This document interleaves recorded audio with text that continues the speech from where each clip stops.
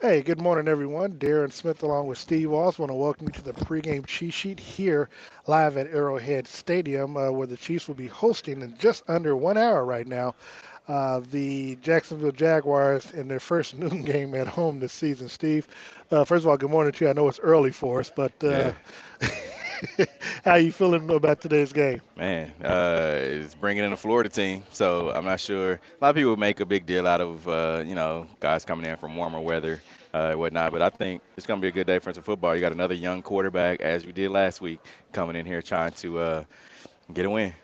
Chiefs coming into today's game 6-2, coming off a come from behind win last week against the Tennessee Titans. Jacksonville, they have yet to have a bye week. They're 3-6 on the season, but they did have a big game last week, and I just see Chiefs hater Bart Scott here. That's interesting to say the least. We've Hmm. got Bart Scott here. We might have to see if we can pull him on the show. But that being the case, Steve, we've got two teams. Uh, the Jaguars last week had a come from behind win against. They were down 17 against the Las Vegas Raiders. They come into today's game a little bit of confidence, obviously being able to pull off the win that they did last week. But this is not the team that they faced last week in the Raiders with the Kansas City Chiefs. Yeah, but I think when you look at last week, there's a big difference between um, a mobile quarterback that's consistent. I mean, you can have a mobile quarterback, but a guy that is looking to run more than throw. I think we saw that last week uh, with the Tennessee Titans, and then they had a kind of a dual threat because I think there was one play early on in the game. I don't know if you remember where. Uh, there was a handoff, and then so the running back was able to pitch the ball out. He didn't. He kept it. It was a weird play. Like I hadn't seen one like that before. But I say that to say you get a guy like Trevor Lawrence who's coming in here, Yeah. who is he can run. Don't get me wrong. He's mobile, athletic, but I don't think that's going to be his first option. He's going to want to throw the ball. Trevor Lawrence, aka Sunshine. Hmm. It's going to try to bring some of that here. Kansas City. One of the things that we've known that the Chiefs have had problems doing thus far this season is stopping the run. Yeah, of They course. couldn't stop the run last week with Derrick Henry, who rushed for two touchdowns against the team against the Chiefs. This week they have to face Travis Etienne Hmm. Jr. What do you see? What type of problems does he pose for Kansas City? I think it's going to be a lot. When you look at what he's been able to do this season, of course, early on in the season, we saw. Let's just go back to a few weeks ago when they played San Francisco. You had Christian McCaffrey, newly acquired Christian McCaffrey to the 49ers, and then you also had Debo Samuel, who's kind of a dual threat where you get him as a wide receiver, or man, he can beat you in front of backfield. And early on in the game, seems like San Francisco was very consistent with the run. They got what they wanted, especially Christian McCaffrey. He Yeah. he got chunk yards, and they went away from it. You looked at last week with the Tennessee Titans, Derrick Henry. They got what they wanted. He had a 50-yard run, and it seemed like after that they didn't go back to him that much. So I think the Chiefs have kind of been helped out a little bit when you look at games in totality, right? They've been helped out. When I say that, is because the teams go away from the run, and even going back to most recently last week, you got the quarterback who seemed like he wanted to beat you himself. The running back with Derrick Henry was on the sideline at the end of the game, and I was kind of scratching my head like, what's going on with that? He's been beating the cheat his team. But I say that to say this: you can't beat yourself, right? The Chiefs have done that. I think now. They open their eyes up. No more. You're not going to have another Frank Clark. You're not going to have Frank Clark this week. So it's going to be more of the young guys stepping up again.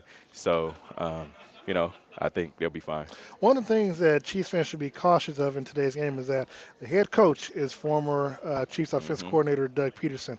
Now, Kansas City, he left before they drafted Patrick Mahomes. However, they haven't changed their offense Yeah, since he's been gone. So if he's familiar with their play calling and their tendencies, that could help the defense in today's game. I agree. But the Chiefs have faced other former coaches that have been under that Andy Reid tree. I don't think Andy Well, just Reid's. Matt Nagy, but Yeah, I don't think Andy Reid's offense has changed even when he was with Philadelphia. I think it was still kind of the same yeah, principles. it's not exactly right side, but it's all about execution. Exactly, exactly. Execution. So if they're able to do that. But one of the matches that I'm interested in is I want to see, and we've kind of talked about it throughout the season, is the Jaguars linebacking core, they're Hmm. all first round draft picks over the last 4 years. So Yep. they've been going heavy on the defensive end, on the defense side of football for them. And so to me, I think that's good for them. They're able to grow. They're able to grow together amongst each other. And so I'm interested to see because they play a 3-4 defense. I'm Hmm. interested to see and how they attack Kansas City offensively, and whether or not they have some players drop off in coverage, or if they're going to try to send multiple blitzes after Patrick Mahomes. I am interested to see in the defensive coverage for the Jacksonville Jaguars going up against Kansas City today. Especially a guy I'm gonna be watching is number 33 Devin Lloyd, who friends with his mom. He's from Kansas City, went to Blue Springs High School. So I'm definitely gonna be watching him because the Jaguars got him. Late in I believe it's the third round, and I know his family is very happy. He's going to have a lot of fans that I think have been converted Jacksonville Jaguars fans, from Chiefs fans. So I know I'm gonna be watching him just to see because he's played really well this season so far. So I'm going to be watching him just to see what kind of damage he's able to cause. I know one of the conversations that you and I we've had when we talk about X factors in the game. Hmm. Now he's listed as a linebacker, but I don't know how much he has his hand in the ground. But Josh Yeah. Allen, I want to see that matchup with he versus Orlando Brown. I did get a chance to talk to Orlando Brown. I think it was Thursday in the locker room when the coordinators were speaking, and just got a chance to talk to him briefly, just asking him about his thoughts on how he feels like he's done so far this season Hmm. against I mean he wants to be paid left tackle money. He's kind of struggled. So, I mean, look, to his credit, it wasn't like I'm trying to put him on the spot or just give himself a grade, but I do, it was interesting to hear his point of view on what he feels like he continues to needs to improve on as it relates to going up against Facebook. Look, it is tough. He is somewhat on an island out there. Um, he's betting on himself. He could have signed a 6 year deal with the first 2 years with the first 2 years guaranteed or something like that. But it just it seems like I know Chiefs Kingdom seems to have problems with him, because it Hmm. does look like from time to time where he's getting beat. But then when you turn around and you see the grades that he's getting, and when you look at it in its totality, if Patrick Mahomes is sacked maybe once in the game or even none, but it seems like he's getting beat, it's like some of that stuff doesn't seem to go on paper. It is on film, but it's like he's grading out better than what we're probably seeing during the game. And it's kind of tough when you look at it as the offensive line as a whole, right? Like I know we grade left tackles, right tackles on how many sacks they give up, how many times they beat, as you mentioned. But I think the offensive line as a whole hasn't been that well. Like they haven't been good to me. Yeah, I mean, you compared to look at. and compared to last year, that is, I mean, because last year they were playing together for the Hmm. first time. You Hmm. had Lucas Niang on the Hmm. on the outside, and collectively as a group, they were pretty good last year. Yeah, I and you mean, and you look at even going this through the week. growing I pains mean, you of three look or at, four. and I don't want people to be discouraged, like because you look at even Andy Reid said this earlier this week. The past 2 weeks, I mean, they played against two top defenses in San Francisco. Yeah, I mean, before the bye, San Francisco, and then last week you look at the defense of the Tennessee Titans. So yeah, it's that I say that to say, they were not that well, or not that good before. The playing going up against the 49ers. So I think time will tell. Because I mean, there's still a few. Well, we're week 8. So there. I mean, That you got is week week 10, week 10. Okay, so we still got 7 more weeks to go. So 8. It's 18-week season. I think that how we're looking at it, from Orlando Brown's perspective, or from our perspective, we're like, all right, well, you're not giving us what we expect you to give. From his perspective, it's like, hey, I'm better than what you could have out here. Would you be better with me or without me? And I think if you live by that principle, which is probably what he's doing, he's gonna still command the bottom dollar. But I say that with one caveat. He said he's best friends with Patrick Mahomes, right? That's a good person to be best friends with, if you're going to pick anyone on the team. Look, one of the things when talking to him, I mean, when I asked him the question, you got to remember who he's going up against. He's going up against Nick Bosa, Joey Bosa, Khalil Mack, Yeah. Von Miller today, Josh Allen. I mean, so he's going. I mean, he's not. It's not like he's going up against, uh, you know, some no-name defenders. I mean, he's Yeah, going up against the best of the best. Now, and again, not making an excuse because we don't do excuses here, but I mean, you want left tackle, you want Trent Williams money, you do have to put up a Trent Williams performance week in and week out. but you look at how did Trent Williams perform against us? He didn't perform that well, right? So I mean, you're gonna have a bunch of games that you are gonna give up sacks, right? Like no one's gonna have a perfect season. If you are, you're gonna be the best left tackle in the game, I think. which he's not. We both can agree that he's not that. Oh, Yeah. talk about Trent Williams. I think because Trent Williams, I don't No, think no, he no. gave up a sack I'm yet. saying like even the arguably best left tackle in the game, he Yeah, still gives up sacks. So if we're looking at that as being the ceiling, yeah. then Orlando Brown still has a long way to go. Looking at last week's game, Kansas City, of course, had a come from behind win against the Tennessee Titans. They won 20-17. Really, it was a one man show for Kansas City. Patrick Mahomes 446 yards passing, 63 yards on the ground, over 500 yards of total offense, one touchdown in the air, one touchdown on the ground. Steve, if you're Kansas City, I know we were talking about you even after the game and throughout the week, the number of throws that he dropped back. Man, Hmm. he had 68 passes. Of course, we're not even accounting for what he did with his legs. So, I mean, he was again a one-man wrecking crew, so to speak, for Kansas City. That obviously cannot continue, and I don't expect that to continue even in today's game. But coming out of the game, what does Kansas City need to do to make sure that Patrick Mahomes is not so much relied on like he was in last week's game against Tennessee? I think you got to have a more balanced attack. I mean, we've seen the Chiefs early in the season try Clyde Edwards-Helaire, Yeah. right? You moved on from him as a starter to Isaiah Pacheco. Now you've got Pacheco, and like we just talked about, they faced his since he started, he's faced the two top defenses in the NFL. So he still hasn't been that bad. He hasn't been bad, but he hasn't been what we need him or what the Chiefs need him to be. Like Andy Reid said, I mean, he has to keep plugging away, plugging away. But he said that, and I'm like, why don't you stick with just because it's not working? You got to stick with the run. I want to add. I'm sorry, I wanted to jump in because I want to ask, and I couldn't remember if we may have talked about it post game during the red hour, or if I may have saw it on your show yesterday morning. Um, I think it was on your show because I think he had Aaron on there. That he was saying how obviously him being a rookie, but I think he was one of the few people that didn't think he was better than Clyde Edwards-Helaire.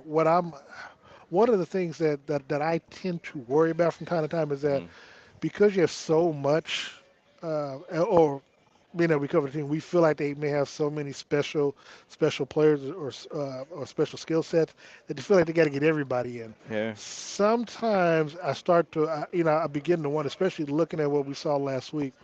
Maybe you just give one back a chance to see whether or not they get a rhythm because it is hard when you're bringing in different backs for the scenario, bringing in the different downs or whatever, that they can't really get a rhythm, Hmm. and so I agree. because of that, I that agree. that that becomes an issue. So, um, Which I think it's good that Isaiah Pacheco is kickoff return guy yeah, because he's able to get, get the blood flowing. get, as long Yeah, as the other team yeah, scores, right? yeah. So, Oh my God. I mean, you're able to get the hit, and it's like, all right, now and then run back out there. It's like, all right, I'm ready to go. My juices are flowing. I don't know if that's a question for Andy today, depending on how the game goes. Maybe it's something that we bring up later on in the week when we have the media availability about the rotation and whether or not that's something that they've looked at or thought about to where you kind of focus on one back and just try to see if they can get into a rhythm. So, then if because it is to me, it is kind of hard. And granted, I know for the defensive side of football, if you're looking at the opponents, it's kind of hard for them to prepare for it. But again, like with Derrick Henry, you know what you're gonna get. Yeah, of Kansas course, City still couldn't stop them. of course, of Now, course. again, like you said, they stopped themselves, especially the second half of the ball game, where most of the time he's on the sidelines, and even though they had the lead. Yeah, yeah. Um, And I think too, if your offensive line is good, you could throw me or you back there, and we'd be able to get some kind of yardage, right? So with that being said, the offensive line hasn't been that good, and we saw that with Patrick having. I mean, there's some design plays, which Andy said, there's some designs where Patrick has to get out of the pocket, but there's some that he has to stay in, and he hasn't been able to stay in as much as I think they want him to. But if you go back and you talk to the linemen themselves, they all to a man from Orlando all the way down to Wiley, Creed, Trey, and Joe. They'll tell you that they prefer to run the football. Because one, that's how you impose your will and identity. But we also know that Andy Reid likes to throw the ball so much that you get them more in the pass. Because then when you have to run the football, Hmm. it makes it look like you can't run the football because you're so busy pass protecting. Of course, I And, agree. and so yes, I mean again, I don't I, because you look at the Chargers and the Chiefs play next week. Austin Eckler is not a big bruiser. I Hmm. mean, he's someone that can run the football, but he's an every down back because he can pass catch as well. But he and Isaiah Pacheco are pretty much the same size. But again, they go with one back for most of the game. I mean, Yeah. they'll spell him, but you don't have to worry about okay, he's going to be out for 2 or 3 series Yeah. because you're trying to give somebody else It, a it's it's chance a- to play. it's almost like, yeah, we took Clyde off as a starter, and I'm just thinking, from a Chiefs coaching perspective, Hmm. we took Clyde off as a starter. However, we don't want to upset Clyde, so we're going to still throw him back. And I know this is grown man, it's football, it's a professional sport. He's going to get paid either way, but I saw Clyde. I've noticed this all year. Correct me if I'm wrong. I think you probably noticed it as well. But Clyde really hasn't been when they're losing or things don't go right. He hasn't been the same Clyde from Well, that he is when things are going right well, now. well, And I to be honest, even when they win it, I mean, he's still kind of one of the yeah, first yeah. players out the locker room And now and because I he's not starting. and I watched him last week. Yeah. Jamal Charles was here. He was in the locker room. Clyde wasn't he wasn't happy. And he's just like, kind of talking to Jamal Charles as like the big brother figure of what should I do, and I won't repeat what I heard, Yeah. but Yeah. it's like, man, I can just feel that emotion coming from him of like, all right, I ain't starting no more, and things aren't going right from a running back in the running back room because I mean he's not getting the touches that he's used to getting, even before he was injured, after he was injured the last couple years. So I'm just like, I don't feel like Clyde is going to be here too much longer. Now I'm not reporting that. I'm Yeah, just, yeah, saying. yeah. And look, to that point, and I know people think you spend a lot of time on the running backs. I get that. Whoever wants to know, the temperature in Kansas City is cold. Hmm. It's about 29 degrees here. Look, the thing that most concerns me is that a lot of the stuff is the players on doing. I mean, look, we've sat here. I mean, we've sat here, we've seen the game, and the hole will be wide open, and instead of Clyde running through the hole, he's running up Yeah. behind the line. It's like, Yeah. bro, don't run up his back, run through the open hole. And so, look, I think the only person that I've seen that was really great at that was Le'Veon Bell. I'm talking Pittsburgh Steelers Le'Veon, playoff run Le'Veon Bell. yeah, but I mean, but he would always hop, skip, and jump. You know what I'm saying? But yeah, and wait for the line, wait for things to open up. I mean, he had that little pause when he does that. I mean, he's not Le'Veon, Yeah. so it's a big difference. Much Plus, bigger too. He can see and it over the he's yeah line. he's that's I mean, look, you are what you are. You are the height that you are. You Yeah. are the weight that you are. I mean, and that's something that is a concern. And look, the Chiefs knew that when they drafted him. And but again, that's why whether it's Pacheco or somebody else, you got to remember he was splitting time with the Williams again with McKinnon and Gore and stuff. So I mean, I mean, there's a lot at play at that. But at the end of the day, when your number's called, I mean, you can be upset, but if your number's called, you still have to go out there and perform. Oh, And if I you agree. and if you perform, everything else will work itself out. And I mean, I saw it with the San Francisco game. He still scored a touchdown. Yep. Last week, I think just the running game as a whole was just terrible. Yeah. Like, I mean, you've got to be more even keel, like even based on number of runs, the number of passes. I think they're still going to lean more heavily on the pass, just because that's the team, that's who Andy Reid is, what this offense is, especially Patrick Mahomes. But I feel like you've got to not have these defenses be able to sit back and wait on you to throw the ball. We're here live inside the Arrowhead press box here at the Arrowhead Stadium for the pregame cheat sheet. Darren Smith, Steve Walls. Follow Steve Walls at Steve Walls Kansas City or at Steve Walls KC. Follow me at Darren Smith WHB. Next week we'll be live in Los Angeles, California. As the Chiefs, that game was flexed from Hmm. a late afternoon game to now a night game. So we'll be bringing you our pregame show. I believe it's 6 o'clock Kansas City time. It'll be 4 o'clock in California when we bring you all the pregame cheat sheet. So, and we'll talk a little bit more about that as we go. I'm going to take a quick timeout, Steve, because no, I don't want to take time out yet because I still want to stick with the offense before we switch to the defense side of football. Kansas City. One of the things that I was thinking about, and I don't know if we talked about it on the red hour or not, Steven, so Hmm. you can refresh my memory if I'm wrong about it. But one of the concerns that I'm also having and I know we showed the concerns about the running game, but even the wide receivers, I mean, to an extent, and my fears may or may not, it may be overblown, but my feeling is that we didn't realize whether or not MVS was playing until he caught one pass later on, Hmm. and that was it. I don't know if it's a. I'm starting to wonder if it's a good thing that we have so many weapons. Because it's one thing if you're starters, MVS, Juju, along with Travis, are getting majority catches. That's one thing, and to an extent, McCole. And I think McCole's going to be out, and I think he's out in today's game. But when you go throughout the entire game and he only has one catch, and Patrick is, I mean, he has 68 attempts and like Hmm. 43 completions, and your quote unquote number one, number two wide receiver only has one catch. To me, that's a concern Yeah. that should be kind of warranted. I mean, because paying this man a 3-year contract, a decent amount of money. I do understand Juju being a 1 year deal. He's trying to get his catches where he can, and he's finding himself open. I don't know if it's more concern for me that he's only gotten one catch, or maybe he's not putting himself in a position being 6'3", 6'3", 6'4", supposedly with a 4.3, 40 speed where he's not getting enough separation. But do you feel like it's a concern having that many pass catchers that your starter is only got one catch? Now I know Patrick said that I know the comment that he made about the about fantasy stuff like that.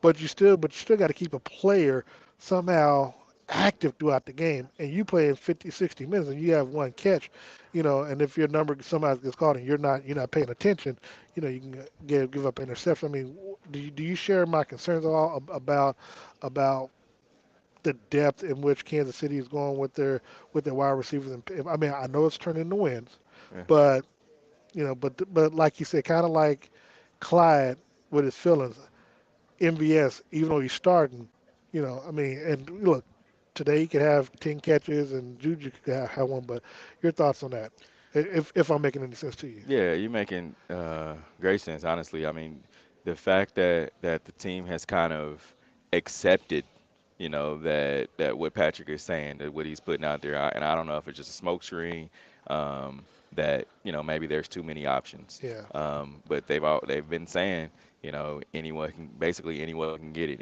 any given day, and I'm not talking about the other team. I'm talking yeah, about just the Patrick's throws to a wide receiver. Now, MVS has had his days. I mean. But when you think about it, what is his strength? You got Juju who's gonna get those Sammy Watkins underneath routes. You getting McCole who's getting the Tyreek Hill gadget type plays, and then you got which leaves Travis Kelsey. He's gonna do all the cleanup. yeah, Like he's always gonna be the outlet for Patrick Mahomes. Where you're getting MVS, and he's more of the trying to like stretch the field. Demarcus Robinson, and he much better. No shade to D-Rod, but he's a little bit better than yeah, as far as skill wise. Um, I just think when your running game isn't there, you're not able to stretch the field like you would. He's not getting the separation as you would with the Tyreek Hill. And even if he is, Patrick doesn't trust him enough to say, all right, I'm just going to throw it up regardless. Because he hasn't shown that he's going to be able to go get it. We saw it a couple of times. We saw it in preseason where he threw, like, I think it was a deep post route. We saw early on in the season where it was an end zone throw. I don't know if you remember, end zone throw, right hand side where he wanted MVS to go up. And I asked him post game. I said, "Well, you throwing it up to MVS, but he doesn't come down with it. Are you still going to go back to him?" He said he always has trust in his guys. Now, granted, I think I take that with a grain of salt because but I it's don't like, think we've seen it since. yeah, we haven't seen it since then. So I don't think he's going to be throwing the live passes to MVS. I mean, MVS is 6'4". He's got to be able to go up and get the ball and demand that trust from Patrick. And then the flip side is, worried about it touches now. Obviously, you bring in Kadarius Yeah. Tony. I mean, that could essentially. I mean, and he got more catches and Hmm. more targets than MVS did last week. But I don't think MVS is upset. I know No, his no, no. body language that. I'm not saying he's upset, but again, like you said, to me, like I kind of read the violence in the locker because Yeah, of course. even after winning, I mean, if you don't feel like you contribute, you ain't really trying to talk to the media. You ain't I trying th to I say think something. I think now don't get me wrong. He's a pro, right? Yeah, He's not a rookie. He's on his third deal or second or third deal. So I believe he understands the game. he understands. And I'm sure Andy Reid has told him, Patrick has told him, like, man, hey, we just trying to win. We're gonna spread the ball And around, I get it, yeah. make it work. And then shoot, it's his seventh game with this team, right? Like, they're still not. That'll be his ninth, yeah. Yeah, well, no, because he missed. Didn't he miss one game? He Mm, missed the game early on in the season. I I think he, can't remember. yeah. So either way, I think they still have to develop that chemistry. They still have to develop that trust. I mean, we're halfway through the season now. I think now is the time where you make the turn. Like he come out here and have 150 yards, three touchdowns. And look, and to We that said the point, same. No, we said the same thing about McCole early on this season. yeah. He's not doing what he needs to do. Then what does he do? Come out and have three touchdowns. Yeah, and to an extent, look, I mean, and I don't want to think people think we're freaking out because he did, of course. He and Juju both had a 100-plus yard game hmm against San Francisco. hmm Again, it just, I don't know. And again, I don't know if it was just that matchup that day or was it, I didn't think he coming into Kansas City as a we talk about it. There's no legit number one. Like you can't point your finger and say agreed, agreed. he's the number one wide receiver. No, I think he came into Kansas City understanding, hey, I may have, you know, 500-600 yards this season, maybe, 9, 10 Man, touchdowns. 17 games, they need to be Yeah. thinking 1,000 yards. I mean, Well, it ain't that hard to get that in this offense. not when you got Travis, No, not no, when you got but McCole, Juju. yeah, You but can't I have mean, five no, thousand no, yard receivers. no, no. Well, no, but here's the thing.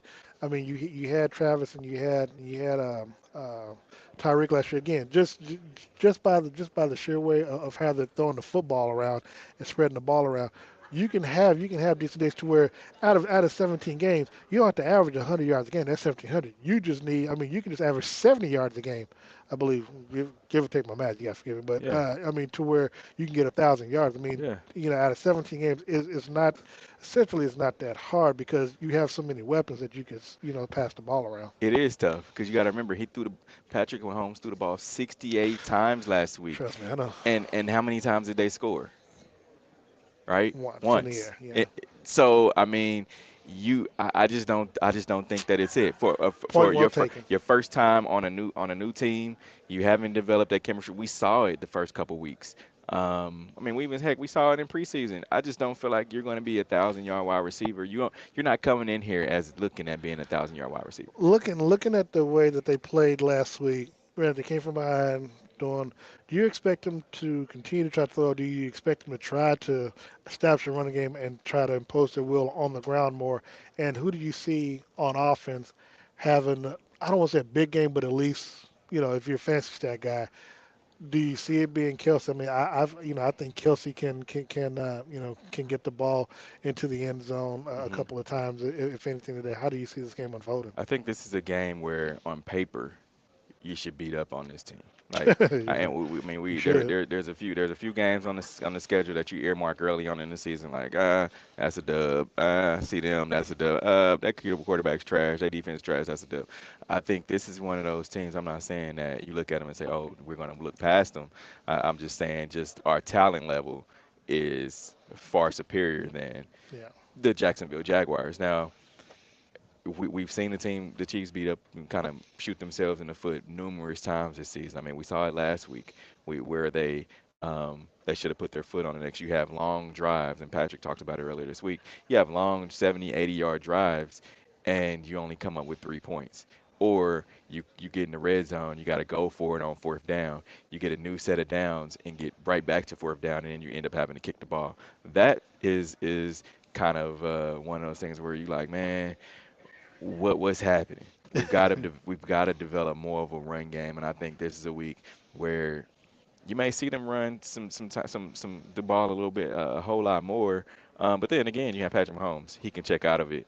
It's like I'm not handing the ball off, and I wonder how much is he actually checking out of. Oh, this is a design run play. I'm going to audible out of it and do my own thing. Take a quick timeout. When we come back, we'll look at the defense side of football for Kansas City, see what they need to do to try to keep Travis Etienne along with Trevor Lawrence out of the end zone. So we'll take a quick 30-second break.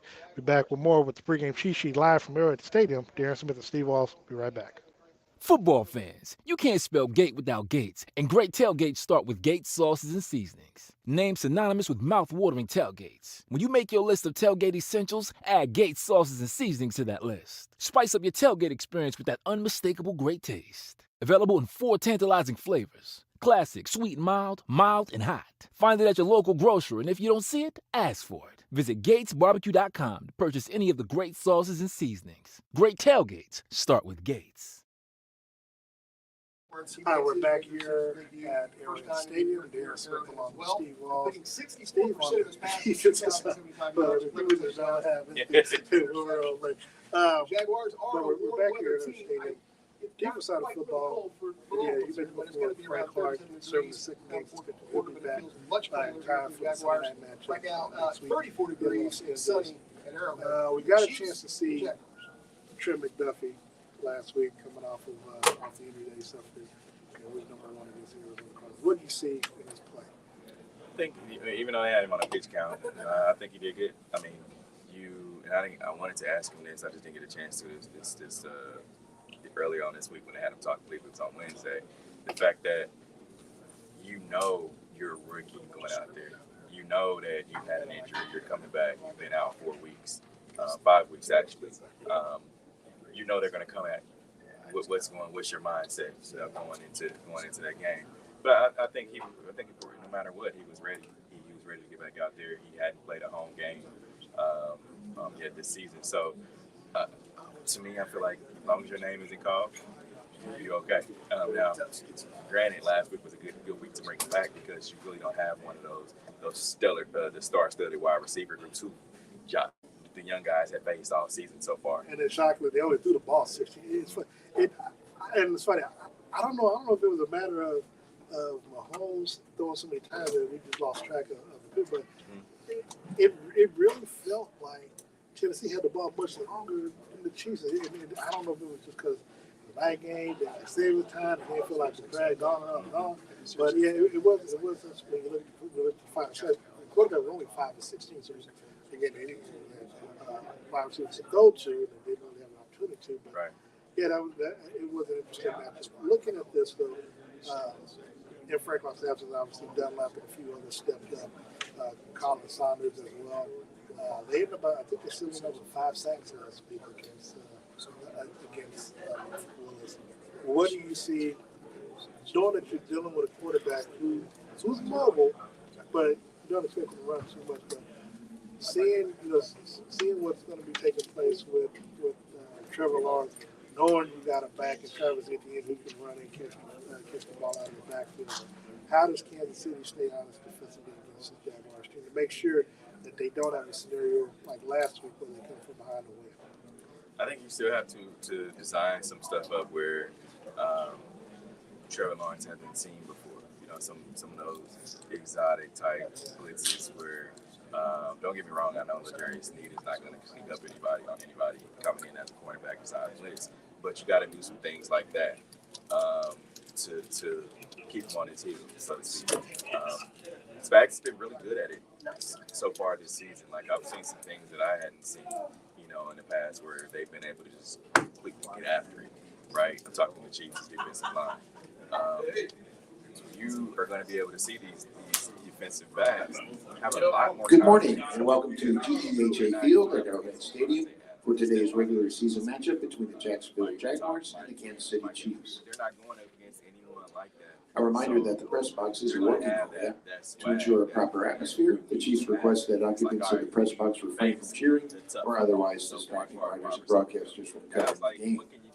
The Chiefs Communication Department is seated at the east end of the press box in the second row, far right bed. The Jaguars PR staff is seated in Section B, Row 2. I am curious, Steve. What does coaching like about? Obviously, we talked about Doug Peterson, used to coach him, Andy Reid. And good morning to you as well, Ms. McKelvey. Appreciate the kind words that you gave to us. When you look at this matchup, again, I know we're going to side with Andy Reid, and deservedly so. Both coaches have won Super Bowls, obviously. Interested, of course, Doug Peterson won with Andy's old team of all teams and won his Super Bowl first. So, what type of, if any, home welcoming do you think Peterson gets in today's game? Not that much. How much? Most folks don't even know Doug Peterson was assistant coach with Andy Reid. Yeah, they probably don't even realize he's the head coach there. Yeah, so that the average fan probably would know. I do want to hit some stuff around the league. Tampa Bay, they defeated Seattle Seahawks 21-16, first game in Germany. It is reported that both the New England Patriots and the Kansas City Chiefs are vying for the next game in Germany next year. I think it is probably going to go to Kansas City, but Bob Kraft has a little bit of sway as well, unless both teams play each other next year. But I'd rather it be a different. No. I'm with you. Yes. I'm with you. I'd rather be in NFC. But if you're on the Chiefs side, if you're gonna go over there to play, you want it to be a team where it's not gonna. You know you can win that game, right? Like it's not gonna be a tough opponent. If you're the Chiefs, you'd rather be the road team. Keep all your home games. I don't know what I think they got 9 home games this year. I don't even know what the breakdown is. But that being the case, also this week, the Indianapolis Colts they fired Frank Wright on Monday or Tuesday this week, and then they hired ESPN analyst Jeff Saturday, coaching his first game today against I believe against the Las Vegas Raiders. Your thoughts on that? Interesting. It's very interesting. The good old boys club, man. It's just what it is. Yeah, it was interesting where he said he didn't care, he didn't have no experience. Like that's and a lot of people are following Jim Irsay. There now people to their credit are saying that the hire is unqualified. And I know Tony Dungy, kind of was going on social media yesterday, kind of defending the hire, so to speak. But but to be quite honest, hopefully somehow between Andy's last day here and if he's still here, I will. But that being the case, I mean, it's not a good look. We'll get a chance to just how there's a lot to go into coaching. That's something that when I look at it, when I thought about it, it's like, I'd always wondered if I wanted to coach, but I think if I had, it would have been more basketball than it would have been football. But think about the amount of time that you have to dedicate, that you have to put into it. That because we put a lot of time into what we do in our shows, with our respective shows, and the shows that we do together. And it's a lot of time. Now we've done it for so long, we may not feel like we have to put as much work, as much time into it, but we still put a lot of work in. If you're Jeff Saturday, what should we expect from him? I mean, I was a coach. I coached high school basketball. Like you got to remember too the fact that even on a professional level, like whether it's NFL, NBA, MLB, you still are coaching young men. Like you're not going in there as 24, 25, 20. You're not their equal, right? You're still a couple of years ahead of them. Still a guy that they're going to look to, whether it's a problem outside of football, basketball, whatever. So as a coach, you got to be a counselor. Yeah. As well. So that's what I'm saying. So it's not only about the X's and O's. It's about being able to manage people and being able to manage time. Not only time. We talked about Andy Reid not being able to be a good game manager, right? You can only learn these things by doing. And if you haven't been a coach before, I just don't see any success being in that. Whether it be Pop Warner, whether it be whatever level, you still had to have had some kind of coaching experience going into on the professional level. I get that you feel like you know sports. Like, man, you could draw up some plays and probably be successful, but day in and day out, is your team going to be able to run through a wall for you? And I think that means more about coaching than actually drawing up a single play. X factor for today's game for you when it comes to the Chiefs trying to beat Jacksonville. I think it's going to be these I'm looking at the offensive side of the ball first. I feel like it's going to be the running game. Can you figure out a way to get them going? Because it's not only. Oh, so when you say that, are you looking at the running back or looking at the offensive line? I'm looking at the running backs first and foremost, because if you can figure out some kind of way to be successful, it's not going to matter. Like, and I know I said the offensive line creates the holes and all that, but you got to figure out some kind of way to get some push. You got to figure out a way to be a threat back there, whether it's coming outside of the backfield, making that first guy miss, and then going forward like that, you got three guys who've had success. You got three guys who, well, two of them have been to the mountaintop. So I just feel like you're gonna have to make sure that running game is okay. I'm going to. Man, you kind of took my thumb on the offensive side of football just because, because you're going to go with the running back, I'm going to go with the offensive line because again, everything does start up front, and knowing what Jacksonville can do defensively because they do have the talent led by Josh Allen and Lloyd, as you mentioned. I want to see how they handle whatever they bring because if you are going to come out the pass, you have to result in making sure that you withstand the pass rush and you protect it. But if you do decide you're going to run football, I want to see whether or not you come out with that. If they talk about with Trey Smith like with the rookie, I need to see that violence streak in. I need to see you putting the defenders on their backside, pancakes or what have you, to try to open up some holes. And then, like you said, then it falls up to the running back to make sure that you hit the gas and stuff. So, on the defense side of football, who's your X factor for Kansas City? Man, you know what? I feel like it's going to be those guys down front. I think you're going to have to be the Chris Jones, the Colin Saunders. Those guys are going to have to be able to get after the quarterback. I mean, we hear from the defensive backs, and heard Justin Reed say it, we hear Juan Thornhill say it, they make it easier for them. You don't want Trevor Lawrence to be able to sit back there and having an extra 3-4 seconds. That means that's an extra 3 or 4 seconds that they have to guard. So I think it's going to be the guys down front and being able to get out to the I am debating because a part of me wants to go with Nick Bolton again, just what he did last week, but also because the dangers that you have with Travis Etienne. However, I'm going to go with the cornerbacks for Kansas City because I want to see, you got Martinez, they do have some talent on the outside, so I want to see whether or not if Spags decides to go, if he decides to man up on those receivers, and which will hopefully they'll be able to, and I think they can do. I do think they have the personnel to do it, where you can kind of put your hands on them and shift in the direction that you want them to go. But also, it kind of gives your defenders a few extra seconds to try to get after the quarterback, especially the defense line. So I'm going to go with the corners in today's game. And so before we get out of here, Steve, of course, as usual, look very dapper, look very comfortable. Who styled you? I don't know who styled you. my friends over at Dillard's, make sure you go contact Heather. Dillard's on Arosa. Look, Christmas season is here. Make sure you get your gifts ready. Also, you can find whatever outfit you need for whatever game day you're going to have, whether you're going to work, whether you're going out into town with your friends, family, whatever holiday season. Make sure you go out to Dillard's on Arosa. Tell Heather and Jeff that I sent you out there. All right, and of course, for me, I want to thank, as always, Todd Light and Todd's Taylor suits, Todd's Taylor and clothing, Todd's Taylor suits, okay, and clothing for styling me, of course. He's located at 2 locations, 21st and Broadway, along with the Ward Parkway. And also, we want to thank our sponsor, G.E.H.A Barbecue, of course, located at 5 locations across the metro area. He's been in business for over 76 years. Yes, thank you for their support. For the person who asked what time does the game start, game starts in about 15-20 minutes. About 20 minutes will be kickoff.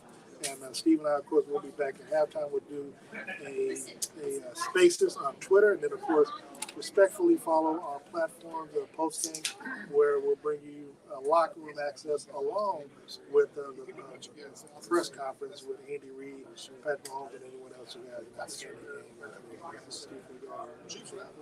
That's it, man. Make sure you go. You still got some time. Go over to G.E.H.A Barbecue. Go grab you something. It's cold outside.